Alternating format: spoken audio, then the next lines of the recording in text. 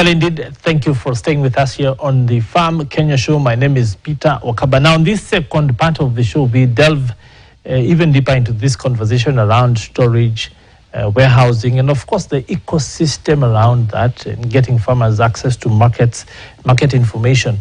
And just to reiterate the point our guest made, that he said that the business case for just warehousing doesn't really exist anymore, but the ecosystem of services around that, which will of course include price discovery, financing, the derivative aspects, even enabling farmers access markets which they normally wouldn't, all becomes part of the package. And let's get back into it then, Kizito.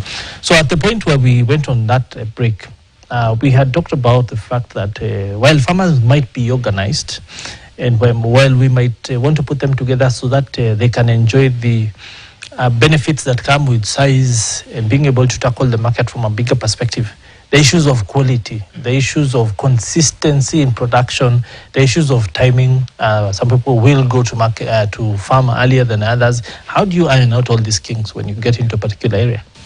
So I think that remains one of the biggest challenges in terms of the quality of grain that is then supplied. Yes. Given that different farmers use different inputs. And using maize as an example, you have farmers who basically reuse some of the seed that they got from the last season, and then they hope to get similar yield, right?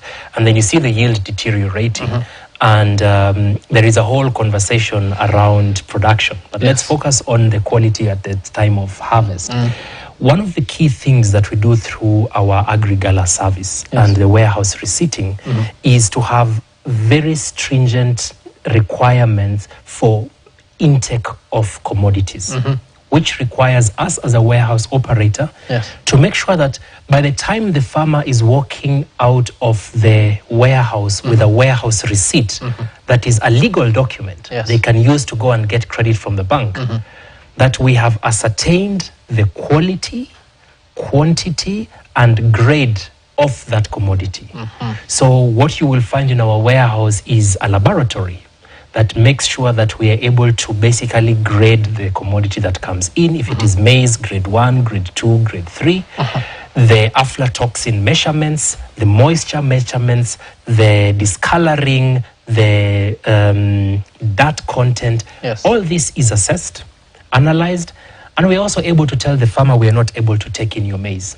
And so we also get farmers who would basically not be able to enjoy the benefits of an agri-gala service because of the quality of the product that they bring. But if you're bringing a quality of a product that is acceptable within the warehouse receipting system, then you are able to rest assured that by the moment you leave the warehouse, even if we commingle your product with the products of another farmer, when you come back to pick your maize, you will get the same grade 1 at that kilo that you were expecting to receive. So that is one way of making sure that we ensure that. To bring this maybe also in terms of how we do this operationally is we do this at the farm gate. So basically before you even bring your maize to the warehouse, we will have our team come to the farm gate, take samples of your maize, do the assessment, and then give you a go-ahead to deliver to the warehouse. So this is for farmers who you're already working with? Yes. Because when I look at larger economies, you find that this sort of scheme has enabled specialization so that the farmer will stick to farming.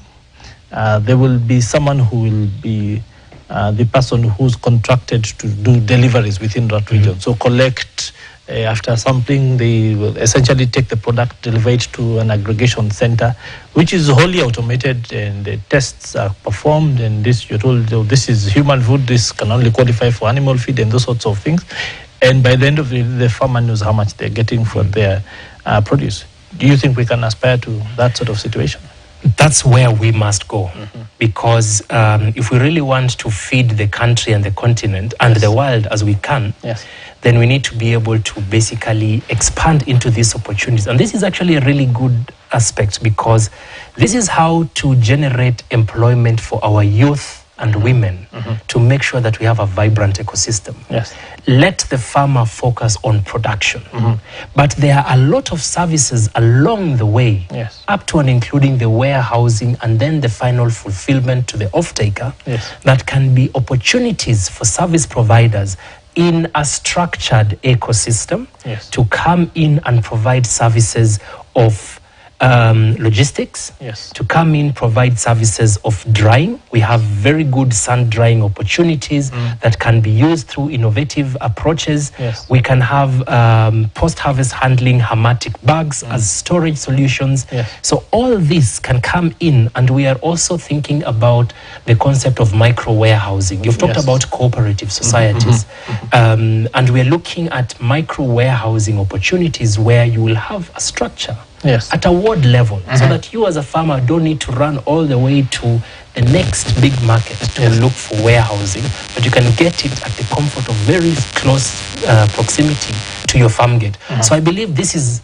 where we must go. Yes. And our intention as Agribora is to basically pave the way for farmers to get visibility of what can be possible if I only then focus on, wow, let me do this full time and do it well, because the market is no longer a problem. Yes. The issue of glut in the market is solved through warehousing, and the issue of access to finance while I'm waiting for the market to get better is solved because you have banks ready to lend you against that warehouse receipt that you have that basically serves like a title deed for you. You talked about maize, and you talked about soybeans. So what specific crops, what specific grains are you currently working with? And which particular areas geographically are you ready in, so that farmers can then begin to think that, how do I get into this space? Yes. So currently we have focused on maize, Yes. soybean, sorghum, and sunflower, which are the main commodities that we are able to provide storage for, Yes. and also have ready markets for within Kenya. Yes. We have focused our services around Western Kenya and Rift Valley, specifically North Rift. In Eldoret, we have our first warehouse, Yes. which we will be launching next week together with partners such as the government, the county government, the national government, Yes. the IFC supporting us. So we'll be launching our warehouse in Eldoret, where farmers are going to be having their first deposits coming in. Yes. But we have ambition. We are already active in 12 counties along this region, Western Kenya, Lake Victoria Basin region, and then North Rift, where we are operating in those 4 markets. And this is, I think, where we are going to be expanding a lot of our activities. But we're also targeting the semi-arid and arid regions of Eastern, going up with commodities such as green grams that can also fetch really good markets and good prices. So some of the key opportunities that we are foreseeing growing into in the next year. So when then people think about getting into these sorts of partnerships, these sorts of arrangements, where do you start? Is it that I wait until I start saying I'm harvesting next week, sasa nianze kuwatafuta? Yes. Or do we get into these arrangements before? How to go about it?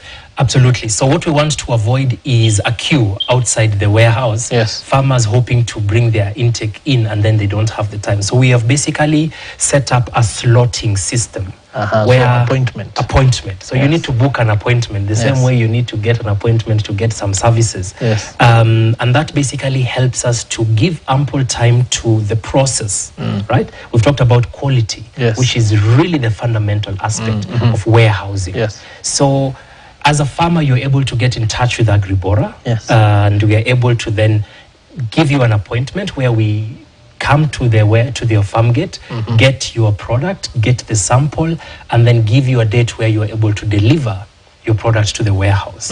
So that's very simple, really. And through that process, and because we've been working through the agri hubs, remember, so we have visibility of the farmers growing in that region.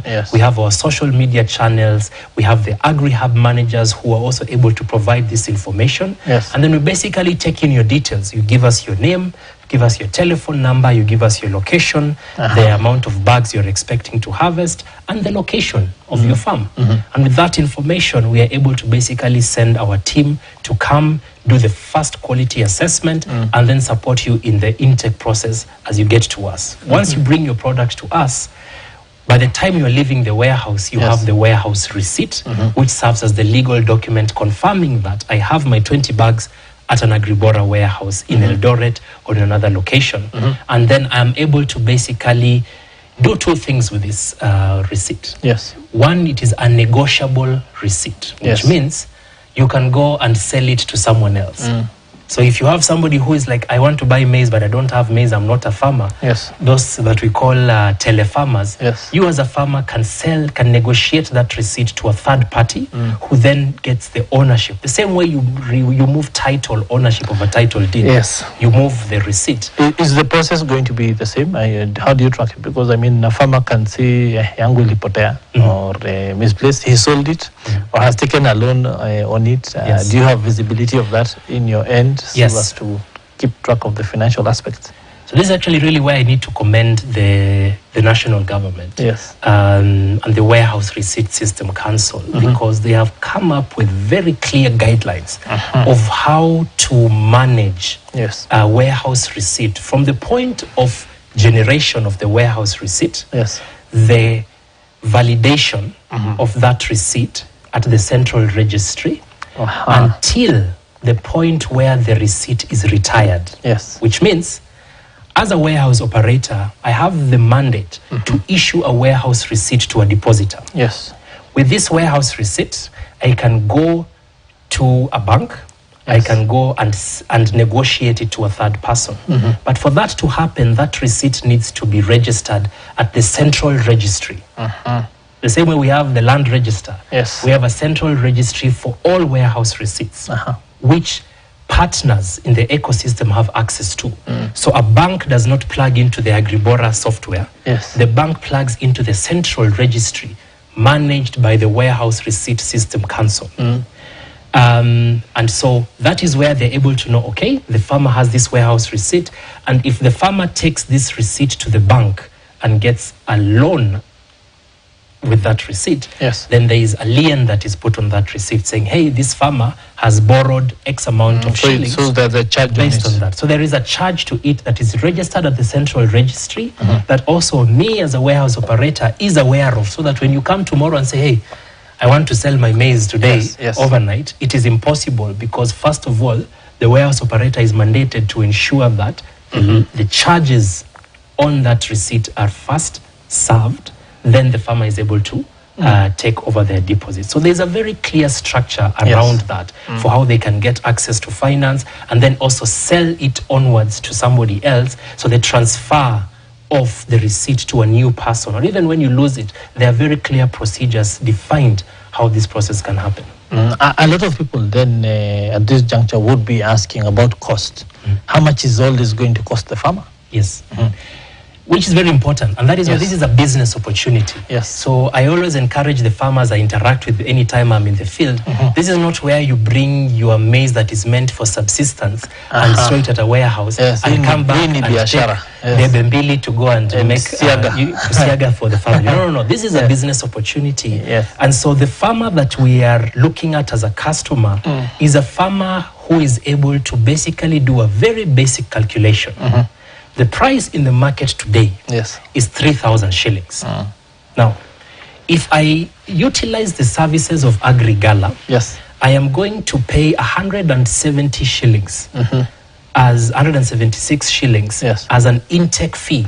That is the price what you pay us. The processing fee to get your maize into our warehouse. Through the door. So that is what you pay, because it's a service. We need to do the grading, we need to do the certification, we need to make sure that we have done the rebagging, because we then rebag the maize into 50 kg. You bring it in plastic bags, we need a different bag to store the commodity, which is an environmentally friendly. Why 50 kgs, yet the standard out there is 90? So the standard of selling is 90, but in terms of storage, it's 50 kg bags that are able to be moved and are able, because every month you're basically doing fumigation, you are looking at easier handling. This is easier handling within the warehouse, but when you are selling it, you get it back again in the 90 kg bags. Why not just silo it, toss everything in one bin, mtu akitaka yake unafungua mfereji, you remove That's really an opportunity for us, right? I think one of the biggest challenges is in terms of infrastructure in Kenya.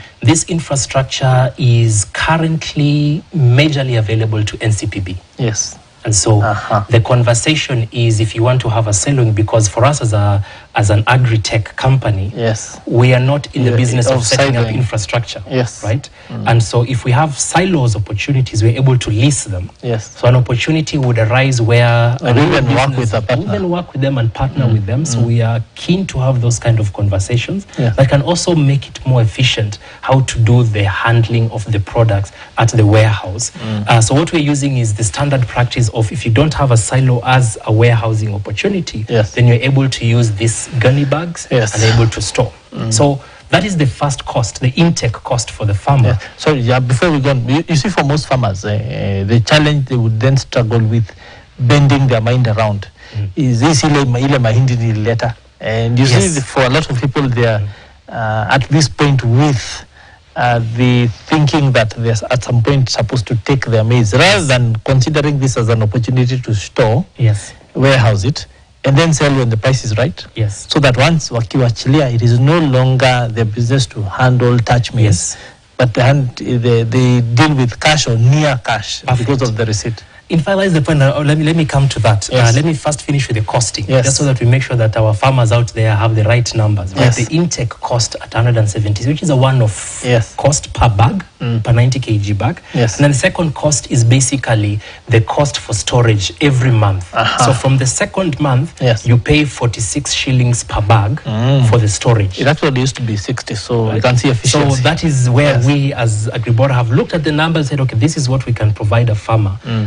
Because we are warehousing per 50 kg or per 90 kg. This is always at a 90 kg. So the 50 is just your metrics, is internal metrics of how we are handling it.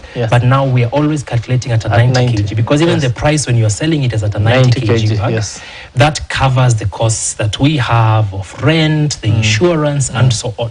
So the product is 100% insured. Interesting. So we make sure that by the moment you're leaving the warehouse, against all forms of peril, it can be rain, it can be spoilage, so all that is now not on you as a farmer. It is now on us.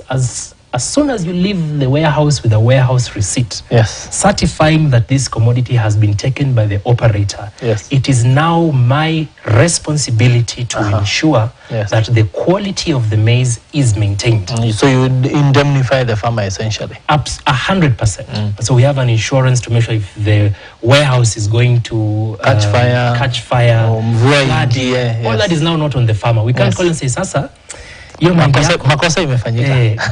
Tuongee. No. 100% guarantee for that at that point. So that is the one way to look at it. Now, our intention as a business, and that is why we are not providing you warehouse receipt as the product. The product is Agrigala. Agrigala is safe storage and better prices. Our intention and value proposition to the farmer is, the moment you walk in with your maize, the only thing you want to walk out with is a warehouse receipt, and at the end of it all, it's money. In fact, for most farmers, the struggle they have is security. So itaibiwa when packing, poor handling, and then they hear this a lot. Once ukieka kwa magunia inaanza kupata joto, it's still moist, so it starts to ferment and those sorts of things. So once the farmer is able to ascertain that you have taken this in because you think the quality is right, you've done your metrics, measurements, all that is out of their hands. Out of your hands. What you get is a document saying you have deposited X number of bags or kgs, right? We will tell you have deposited 500 kgs of grade 1 maize at this warehouse, and it is certified it's good. So the only thing you need to know is I have 500 kgs of maize at the warehouse. Until the day they want to sell it. Until the day you want to sell. Now when it is coming to selling, that is now where the value proposition is fulfillment. We don't want you as a farmer to now move all the way from Burnt Forest warehouse, at you now come with another truck to pick your maize and then go and look for the buyer and handle that. No. So what you have is a USSD, where from the comfort of your home, really the M-Pesa story now, how it works for commodities like like maize and soybean. From the comfort of your home, you have the commodities. You can see I have 50 bags. Yes. You can check the price discovery. As I have told you, we have our price discovery as Agribora because we also buy maize. Yes. Today, Agribora is buying the maize at 3,500. Yes. You are at home, you have 100 bags. You have an emergency. Yes. You decide to sell 2 bags. Surely, it is going to be very uneconomical for you to come to the warehouse to get 2 bags to go and sell. Yes. That cost already is. We have about 3 minutes left. So at that point, we are basically able to help you fulfill. So you basically say, let me sell my 5 bags. Yes. Immediately the money is deposited in your bank account or your M-Pesa account, and you're able to then continue. So you don't need to come and touch the commodity again and look at it. You just know you have 500 bags that you can be able to sell at any time, just in time selling. So the question I had asked about what I've forgotten. So I think then a good place to close would be then to ask about the benefits to the farmer. Clearly, there's a lot of different ways that farmers can benefit from this. Do you think that this then is the way to go, especially knowing that our farmers have so much individualism, they've been trying things their own way, that they then need to start to think about collectives and then how to get into this space? Absolutely. And I think we want to show the country that there is a partner for you when you decide to go into agriculture as a business. Yes. You have a partner who is able to help you walk that journey. And for those farmers who are individual farmers because politics of cooperatives or probably they are not able to set up one, say, I still want to benefit and to enjoy those benefits, they can use this ecosystem that we have built because that bargaining power is actually what we are building with their deposits. So the more farmers deposit their maize with us, the better we are at negotiating for better prices. Because when the off-taker visits our warehouse and finds 1,000 bags, they will give us a price for 1,000 bags and not for the 20 bags or the 50 bags that one farmer has delivered. So I think this is the collective bargaining opportunity that we are saying. Even if you're not in a cooperative, you can still benefit from the value of this kind of collective bargaining opportunities through this kind of private sector initiative. But we encourage and we really want to work with cooperatives to come and partner with us, because even at that point, there is an even stronger collective bargaining power that cooperatives can get when they work with off-takers or service providers such as us to help them unlock even better markets. Yes. So then other parts of the country, when can they expect to see these sorts of services in 30 seconds? We're very ambitious. So we have been in Western and we are in Rift Valley. We are going to be growing our warehousing in Rift Valley and Western in the next year. But you should see us going into central and eastern parts of Kenya. Already within the next year, we are going to be able to deploy this. We already have some conversations ongoing with our partners and investors to make sure that this is possible. And then hopefully scale into East Africa, which is basically our goal for the next 5 years. Okay, interesting. Thank you very much for your time, Kizito. A really interesting conversation, and of course, hoping to touch base once you get this up and running in those places to check how it's going, and of course, to sort of get the feel for the impact that you will have had. Asante sana for your time. Thank you. That, of course, being Kizito, who is the CEO at Agribora, Kizito Odhiambo there, and he has essentially broken it down for us in terms of the difference at warehouse receipting, better handling, and of course removing the headache of post-harvest handling for farmers and finding better markets through information and access. But that's where we want to leave it today, of course, because our time is up. We expect that up next in the next few minutes, the news in Swahili, but the conversation continues here tomorrow again. So do make a date. My name is Peter Wakaba. Kwaheri ya kuonana.